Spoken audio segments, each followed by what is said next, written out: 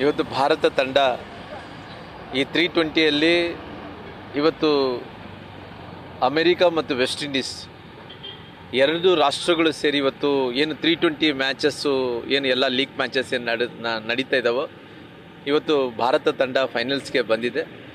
ಈ ಭಾರತ ತಂಡ ಏನು ಫೈನಲ್ಸ್ಗೆ ಬಂದಿದೆನೋ ನಾವೆಲ್ಲರೂ ಕೂಡ ಭಾರತ ತಂಡಕ್ಕೆ ಫೈನಲ್ಸ್ ಬಂದಿದ್ದಕ್ಕೋಸ್ಕರವಾಗಿ ಮೊದಲನೇದಾಗಿ ಅವರಿಗೆ ಶುಭಾಶಯಗಳನ್ನು ಕೂಡ ನಾವು ಕೋರ್ತಾ ಇದ್ವಿ.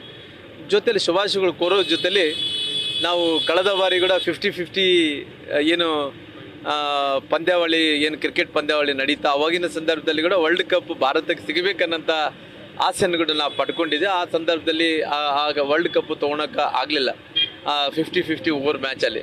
ಈ ಸರಿ 320 ಆಗಿರೋ ಕಾರಣ ಇವತ್ತು ಫೈನಲ್ಸ್ಗಂತೂ ಸೇರಿಕೊಂಡಿದೆ.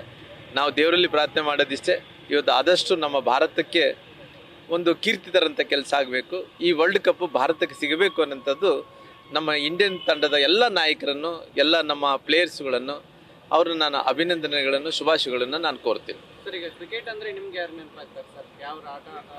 ನಮಗೆ ನಾವು ಹಳೆ ಪ್ಲೇಯರ್ಸ್ಗಳು. ಕ್ರಿಕೆಟ್ ಅಂದರೆ ನಮಗೆ ಸುನಿಲ್ ಗವಾಸ್ಕರ್, ಕಪಿಲ್ ದೇವ್, ಮಾಕಾ ಮಾರ್ಷಲ್ಲು, ರಿಚರ್ಡ್ಸನ್ನು ಮತ್ತು ಹೆಡ್ಲಿ ಡೇವಿಡ್ಸನ್ನವರು, ಅನೇಕ ಮಂದಿಯವರು ಇವತ್ತು ನಮಗೆ ಎಲ್ಲ ಡೇವಿಡ್ ಬೂನು ಎಲ್ಲ ಪ್ರತಿಯೊಂದು ರಾಷ್ಟ್ರದಲ್ಲಿ ಕೂಡ ಒಂದೊಂದು ಒಳ್ಳೆ ಪ್ಲೇಯರ್ಗಳಿದ್ದಾರೆ. ಹಂಗಾಗಿ ನಮ್ಮ ಭಾರತದಲ್ಲಿ ಕೂಡ ಒಳ್ಳೊಳ್ಳೆ ಪ್ಲೇಯರ್ಗಳಾಗಿ ಇವತ್ತು ಆಡಿ ಹೋಗಿದ್ದಾರೆ.